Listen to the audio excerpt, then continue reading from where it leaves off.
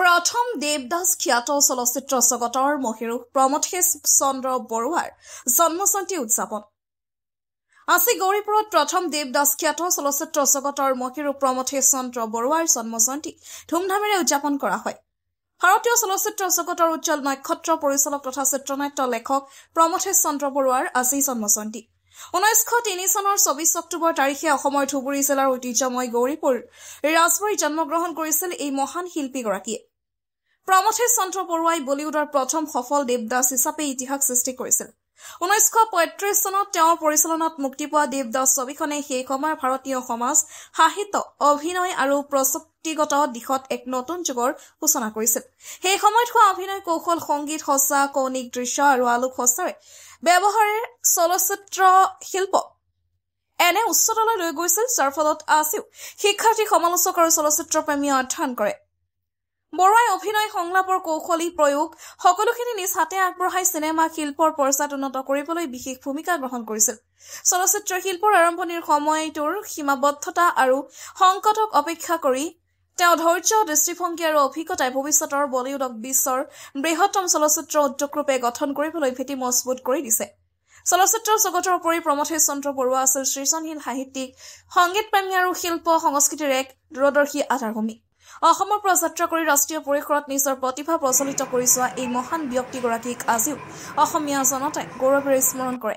জন্মজয়ন্তী উপলক্ষে আজি গৌৰীপুৰ ৰাজবাৰীত বৰুৱাৰ প্ৰতিচ্ছবিৰ সন্মুখত পুষ্পাৰ্পণৰ লগতে আলোচনা চক্ৰ, সাংস্কৃতিক অনুষ্ঠান আৰু চলচ্চিত্ৰ প্ৰদৰ্শনৰ আয়োজন কৰা হয়। স্থানীয় বিদ্যাৰ্থী, সাংস্কৃতিক কৰ্মী আৰু বিভিন্ন সামাজিক সংগঠনে একত্ৰিত হৈ প্ৰমথেশ চন্দ্ৰ বৰুৱাৰ দৰ্শন, চিন্তা, চেতনা আৰু কৃতিত্বৰ বিষয়ে আলোচনা কৰে। অঞ্চলটোৰ বহু কৰ্মী আৰু জ্যেষ্ঠ সাংবাদিকসকলেও এই শিল্পীৰ জন্মভূমিৰ উন্নয়ন আৰু চলচ্চিত্ৰ পৰ্যটনৰ সম্ভাৱনা বৃদ্ধি কৰিবলৈ দাবী উত্থাপন কৰে। প্ৰমথেশ চন্দ্ৰ বৰুৱাৰ অৱদানৰ ফল আজিও বলিউডৰ ভিতৰুৱা স্থাপত্যৰ মূল ভিত্তিৰূপে দৃঢ়ভাৱে দণ্ডায়মান। ভাৰতীয় চলচ্চিত্ৰৰ ইতিহাস তেওঁ এক প্ৰেৰণা আৰু গৌৰৱৰ এক দিশিখা। গৌৰীপুৰৰ পৰা মৃদুল কোচৰ report, north east frontier news.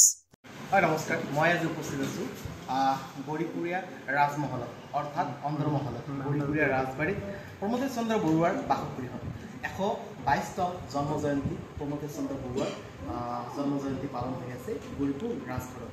মই আজি গৌৰীপুৰ ৰাজঘৰত আটক ধুনীয়াকৈ ধুনীয়া পৰিৱেশ আৰু ধুনীয়াকৈ পালন কৰিছে প্ৰমথেশ চন্দ্ৰ বৰুৱাৰ 122তম জন্মজয়ন্তী।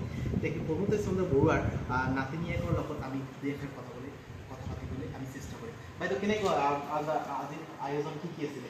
আজিৰ আয়োজন আছিল আমাৰ উদ্বোধনী সংগীতৰ মানে বিভিন্ন শিল্পী আহিছিল গৌৰীপুৰৰ পৰা, তো সেইবিলাক আমাৰ সাংস্কৃতিক অনুষ্ঠান আছিল আৰু বক্তব্য ৰাখিছিল। আপোনাৰ গোৱালপাৰীয়া গান, ৰাজবংশী গান, ফোক চং, গোৱালপাৰীয়া গানৰ ৰাজবংশী গানৰ লগত আৰু নৃত্য হৈছে, নৃত্যৰ লগত আৰু কেইজনমান চিনিয়ৰ আমাৰ আছিল গৌৰীপুৰৰ। প্ৰমথেশ চন্দ্ৰ বৰুৱাৰ দেখা গৈছে যে গোটেই ভাৰতবৰ্ষত আৰু চিনেমা জগতত, চলচ্চিত্ৰ বা বোলছবি জগতত বহুত অৱদান আছে। সেই ক্ষেত্ৰত তেখেতক যিটা অৱদান মানে যিটা প্লেটফৰ্ম দিব লাগিছিল, সেই প্লেটফৰ্মটো পোৱা নাই বুলি বৰ্তমানে পোৱা নাই বুলি ভাবি নেকি? হয়, অৱশ্যেই ভাবোঁ। এইটো যিটো তাৰ প্ৰাপ্য আছিল আৰু যি অৱদানটো আছে, সেই অৱদানটো হিষ্টৰিকেল। তাতো অকল অভিনেতা হিচাপে নহয়, মানে চিনেমা জগতৰ এই মানে পায়নিয়াৰ কয় তাক। এই পায়নিয়াৰ তাৰ সেই অৱদানটো, সেইটো মানে এইটো কিন্তু পোৱা নাই, যিটো পাব লাগে। এইবাৰ দেখা গৈছে ধুমধামেৰে পালন হৈছে প্ৰমথেশ চন্দ্ৰ বৰুৱাৰ জন্মজয়ন্তী। অনাগত দিনত কিবা পৰিকল্পনা আছে? হয়, আমি এতিয়া প্ৰমথেশ বৰুৱা ফাউণ্ডেশ্যন এটা আমাৰ কৰিব লাগিব আৰু আমাৰ যিবিলাক তাৰ সৃষ্টিটো মানে নতুন প্ৰজন্মৰ তাতে আমাক ডাঙৰ দিব লাগিব আৰু কিবা কিবি প্ৰগ্ৰাম আমাক কৰিব লাগিব।